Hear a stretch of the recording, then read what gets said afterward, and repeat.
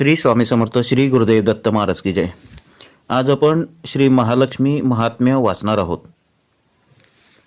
ओम श्री महालक्ष्मी महात्म्य. नमस्तेस्तु महामाये श्रीपीठे सुरपूजिते शंखचक्र गदा हस्ते महालक्ष्मी नमोस्तुते. नमस्ते गरुडारूढे कोलासुर भयंकरी कुमारी वैष्णवी ब्रह्मी महालक्ष्मी नमोस्तुते.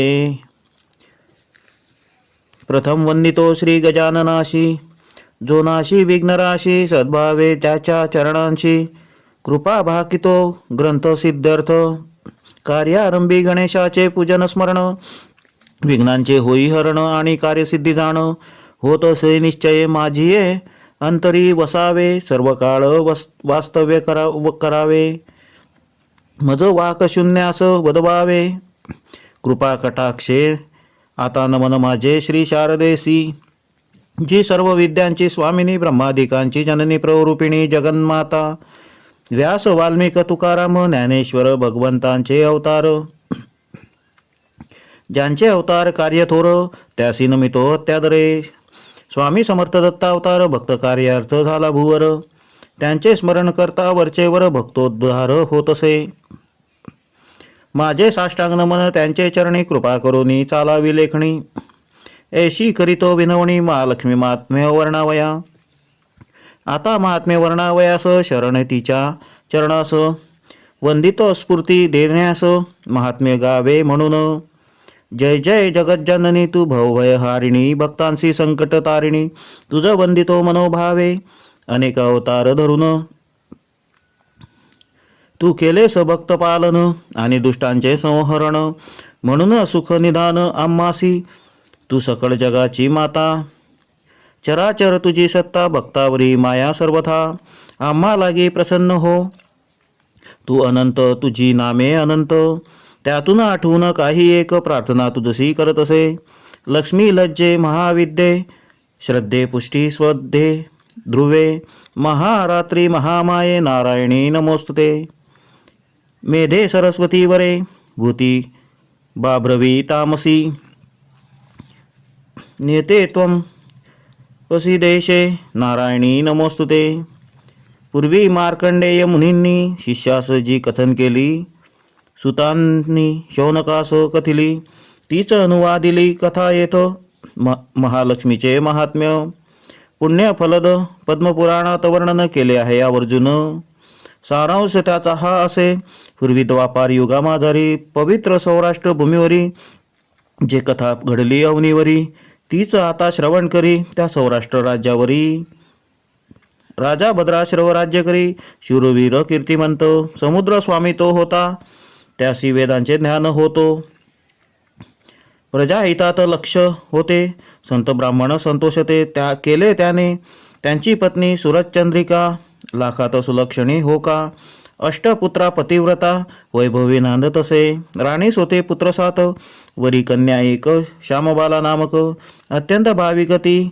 एकदा काय झाले महालक्ष्मीच्या मनात आले तिच्या राज्यात जावे आठवण आहे का पहावे पूर्वजन्मीची राजवैभव वाढवावे प्रजेत ते पोचवावे म्हणून राजास द्यावे कृपादान गरिबावर करिता कृपा तोच खाईले कटा इतरे जनास वाटा कैसा मिळे म्हणून लक्ष्मीने काय केले आपले रूप पालटले म्हातारीचे रूप घेतले चाले काठी टेकीत दीनपणे राजद्वारी पोचली तोच एक दासी आली कोणास भेटण्या आली विचार तीस काय तुझे नाव आहे कोण तुझे पती असती कोण्या गावे करिसी वसती काम काय आहे वृद्धा म्हणे माझे नाम कमला भुवनेश पती मजला द्वारकेत असते वस्तीला राणीस भेटणे असे तुझ्या राणीस ओळखते लक्ष्मी कृपे वैभव भोगते काय लक्ष्मीस स्मरते पाहण्यास आले मी. राणी रमली महालात मैत्रिणीच्या समूहेत आपल्या निरोप येईल क्रोधात जाय परतोनी म्हणे दासी वृद्धा म्हणे दासीला एक तिच्या पूर्ववृत्ता दारिद्र्य जावने ऐश्वर्यमत्ता कैशी आली राणीला गर्व झाला दिसे श्रीमंतीने लाविते पिसे गरिबा भेटण्या न दिसे एकही पळ धुंदी चढली वैभवाची, उतरली पाहिजे साची, हीच प्रजा कल्याणाची वाट दिसे. पूर्वजन्मीचे विसरली, लक्ष्मीने कृपा केली. दारिद्र्यातून वर आली, राजवैभव भोगिते. पूर्वजन्मीची वैश्यपत्नी, दारिद्र्य गेली गांजोनी. पती पत्नी नित्य भांडोनी, संसार सुखा चवले. पती मारहाण करी, नित्य संतापे भाष्य करी. पत्नी मनी विचार करी, वन जवळ करावे. घर सोडोनी जाण, गेली मनात निघून. तेथे कष्टदशा दारुण, वणवण फिरता भोगत असे. कंटक रुतती पायात, अश्रुदातटी नेत्रात. घास नसे पोटात, ब्रह्मांड आठवे. बसली एका दगडावर, रुदन करी अपार. नेत्री संतत धार, अश्रूंची होती. लक्ष्मी देवीस करुणा आली, तेथ ती प्रकटली. धीर देऊन बदली, चिंता न करी बाळे. तिला लक्ष्मी व्रत सांगितले, सुखसंपत्ती आशीर्वाद दिले. कळवळ्यानेच वाचविले तिजला. मार्गशीर्ष महिन्यात प्रति गुरुवारी अखंडित निष्ठा देव ठेवून मनात. व्रत न उद्यापन केले तिने. त्या व्रताच्या प्रभावाने, लक्ष्मी मातेच्या कृपेने वैश्यगृह विपुल धनाने गेले भरून. दैन्य दुःखे पळाली, भांडणे ती संपली. सुखी उभी राहिली, पुढे हात जोडूनी. मग लक्ष्मीचे व्रताचरण, अखंड केले धारण. वर्षानुवर्षे पालन, मनोभावे करीतसे. आयुमर्यादा संपता, ते गेले लक्ष्मी लोका. जितके वर्षे आचरता व्रता, तितकी सहस्र वर्षे सुखे राहिले तेथे. त्या पुण्य पुढले जन्मी, वैश्यपत्नी झाली राणी. वैभव विलास भोगुनी, अहंकार प्रवर्तला. उतली आणि मातली, घेतला वसा विसरली. आठवण देण्यास तिला भली, येणे हे झाले असे. असो कर्मगती गहन, तिला व्रताचे विस्मरण. बोलण्यास तिला नाही क्षण. मी जाते दासी म्हणे, आजीबाई थांबा. मला ही लक्ष्मी व्रत सांगा, मीही करेन मले सांगा.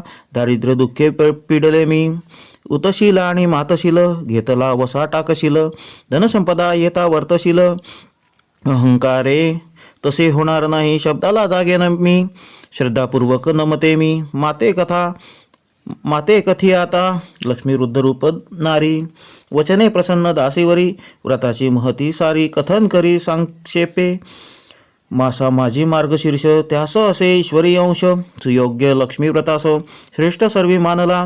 मार्गशीर्ष प्रथम गुरुवार, आरंभ करावे व्रत हे थोर. प्रत्येक गुरुवारी महिनाभर, नेमे पूजा करावी. पहाटे करावे स्नान, निर्मळ असावे तन मन. जागा गोमये सारवून, पाट वा चौरंग मांडावा. फरशी असता नको सारवण, घ्यावे फडक्याने पुसून. मग चौरंग ठेवून, त्यावरी धान्य राशी ठेवावी. गहू अथवा तांदूळ, रास असावे वर्तुळ. त्यावर ठेवावा कलश, आत जल असावे. त्या माझी पैसा सुपारी, दुर्वा तैशा त्यात घाली. हळद कुंकू बोटे ओढावी. 8 दिनाशी कलशावर पंचवृक्षाचे डहाळे घ्यावे. सर्व बाजूंनी कलशात रचावे, रंगवल्लीने करावे सुशोभन. चौरंगावरी देठाची पाने, दोन पाने, त्यावर सुपारी नाणे. शेजारी मुठभर तांदूळ दाणे, त्यावर सुपारी गणपती स्थापावा. देवीचे चित्र साजिरे कलशाजवळ ठेवावे. तैसेच लक्ष्मी यंत्रही असावे. त्याजवळी धातूची मूर्ती असल्यावर चित्राची नाही जरूर. पूजेस आता सत्वर लागावे. समयी निरांजन उदबत्ती प्रज्वलित करावी. वडील माणसे नमस्कारावी. पूजेपूर्वी प्रथमाचमन करावे. विड्यावर पाणी सोडावे. श्री गणपतीस पूजावे निर्विघ्नतेसाठी. मग फुले तुळशी घेऊन त्याचे जलसिंचन करून लक्ष्मी देवी पूजावी. मूर्ती असल्या पूजेत स्नान घालावे ताम्हणात. मग पुसोनी त्वरित चौरंगावरी ठेवावी. हळद कुंकुमादी वाहून, सुगंधी पुष्पे अर्पून, धूप निरांजन ओवाळून फल नैवेद्य दाखवावा. सकर्पूर तांबूल अर्पावा. मनीच्या इच्छा पूर्णास देवीस विनवावे. बसोनी पाठावर सत्वर व्रतकथा वाचावे सुंदर. त्यावर महात्म्य पोथी मनोहर दूध फळे नैवेद्य अर्पावा. मग वाचावे महालक्ष्म्याष्टक, सर्व सिद्धिदायक पूर्णपणे वरदायक भक्तांसी. मग निरांजन उजळावे. उदबत्ती कर्पूर लावावे. आरतीसी करावे मनोभावे. आरती झाल्यावरही मनोभावे प्रार्थना करावी.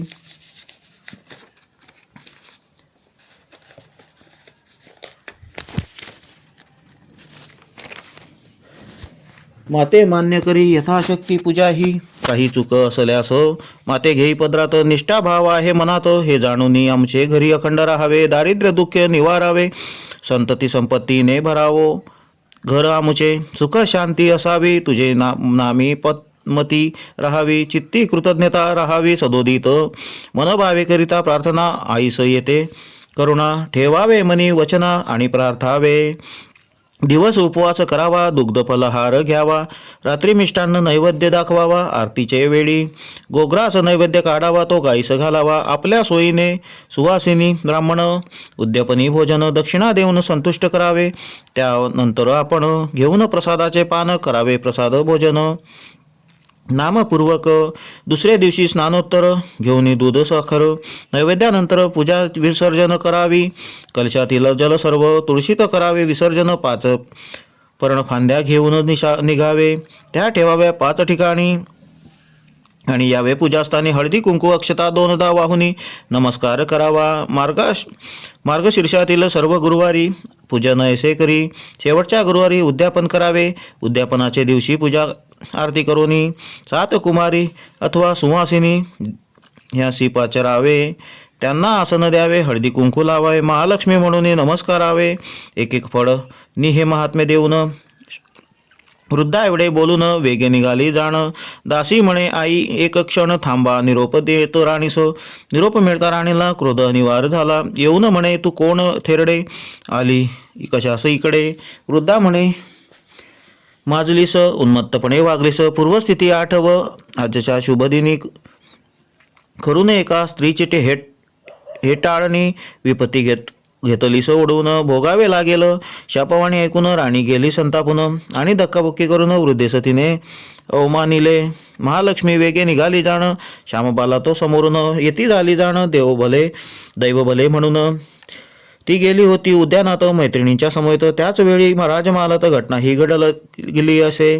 श्यामबालेने वंदन करून आपली दिली ओळख करून मग वृद्धेने घडले वर्तमान कथन केले तिजशी, श्यामबाला दुःखी झाली, तिने विनय क्षमा याचिली, कारुण्य माय हेलावली, म्हणे तुझे कल्याण होईल, सुख संपन्नता यावी, वैभव कीर्ती लाभावी, विनयशील संतती व्हावे, म्हणून त्वा व्रत हे करावे, महालक्ष्मीने तिजशी सांगितले या व्रतासी, आणि म्हटले सुखशांती कुटुंबी नांदेल, संकल्प सिद्धीस जातील, समृद्धी भाग्य येतील, पद्मावतीच्या कृपेने जाण संपूर्ण कल्याण होईल, मार्गशीर्ष महिन्याला तोच होता गुरुवार पहिला, श्यामबाला करून उपवासाला पूजन करीत त्या दिनी, शेवटचे गुरुवारी ती उद्यापन करी, प्रसन्न झाली महालक्ष्मी तिजवरी, इच्छा मनातली सारी पूर्ण झाली लवकरी, लक्ष्मी प्रभावास नाही सरी हेच खरे, कीर्तिवंत राजा सिद्धेश्वर त्याचा पुत्र मालाधर, श्यामबालेस नरूपवर मंगल विवाह झाला, लक्ष्मीचा वरद हस्त लाभला, राजेश्वर्यात श्यामबाला परी न सोडले नम्रतेला, भाग्यवान करीच ती महालक्ष्मीच्या अवकृपेने भद्रशवाचे राज्य केले, ऐश्वर सारे नष्ट झाले, दरिद्री झाले दोघेही, आधी दशा मग अवदशी, नंतर न दशा झाली त्यांची, सुरतचंद्रिका मग पतीस म्हणे जाऊन भेटावे श्यामबालेस, सांगावे आपल्या दुर्दशेस, समजावूनी जावई आपला धनवान राखाया, आपला मान धनसहाय्य देईल महान, संकट टाळण्या भद्राश्रव जरी स्वाभिमानी, तरी परिस्थिती जाणवनी, जावयाचे राज्य लागोनी प्रयाण करिता झाला, तड्यागाठी राजा बसला, तो होता थकलेला, विश्रांतीसाठी टेकला, तो दासी आल्या काही पाणी नेण्यास, राजाकडे दृष्टी गेली, विनय चौकशी केली, राजाची ओळख पटली, भेटण्यास स्वारी आली, श्यामबालेस दासी गेली लगबगीने, श्यामबालेस कथन केले, पिताश्रीचे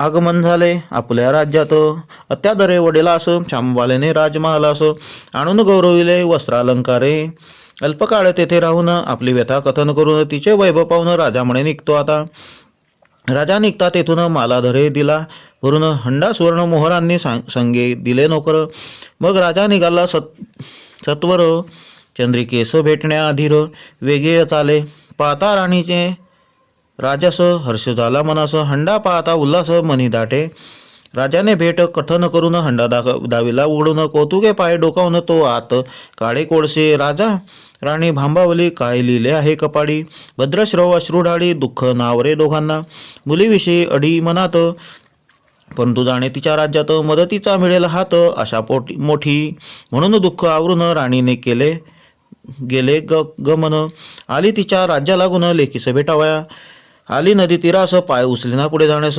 मिटूनी आपल्या नेत्रास बैसती झाली. एका दासीने देखील श्यामबालेस कथन केले. मातेने थकुनी नेत्र मिटले. बैसलीसे नदी तीरी सत्वरे निघाले घेऊन रथ. वेगे चाले वाटे लांब पथ. सत्वर उतरून तेथ वंदिले मातेस. बसून रथात आणील राजमालात. स्नान घालून त्वरित वस्त्रालंकार दिदले. तो होता प्रथम गुरुवार मार्गशीर्ष महिना. खरोखर मनोभावे मनोहर पूजा करी श्यामबाला. श्यामबाला मस्तकला लवावी अति आदरे वंदन करी. पूर्व जन्मस्थिती जागी करी. सुरचंद्रिकेस माथा लाववी. परोपरी लक्ष्मीव्रत पुन्हा आचरी. लाहून लेकीचे घरी करी उद्यापन. लक्ष्मी होता पुन्हा प्रसन्न. स्थिती पालटे परिपूर्ण. आनंदे फुलले मन. लक्ष्मी कृपेने मला दरास बुद्धी झाली. भद्राश्रवास बोलवावयास भली. तो येताच मसलत शिजली जिंकणे राज्य पुनरपी. मग झाले भीषण शत्रुसंगे रणकंदन. मग भद्राश्रवास सिंहासन पुनश्च प्राप्त होय. राजधर्म पाळूनी नेटका भद्राश्रव. जपे प्रताहिता प्रजा गौरवे राजसत्ता. दुवा देती राजाचे पुत्र ही सात. परांगदा होते अज्ञान ते सर्व परत राज्यात आले लक्ष्मीकृपे. श्यामबाला ही भेटणे आली. राजा राणी मनी झाली आनंदे. परी राणीच्या मनात किलमिश एक सलत. हिने संकट काळात कोळसे दिले म्हणून राणींनाच संभाषी. तरी श्यामबाला संतोषी राहिली मुक्कामे. मग निघता घरी तोच हंडा मिठाने भरी. घेऊन गेली घरी आपल्या समवेत. घरी पोचल्यावर प्रश्न करी मालाधर. माहेर भेट आणली काय दाखवी सत्वर.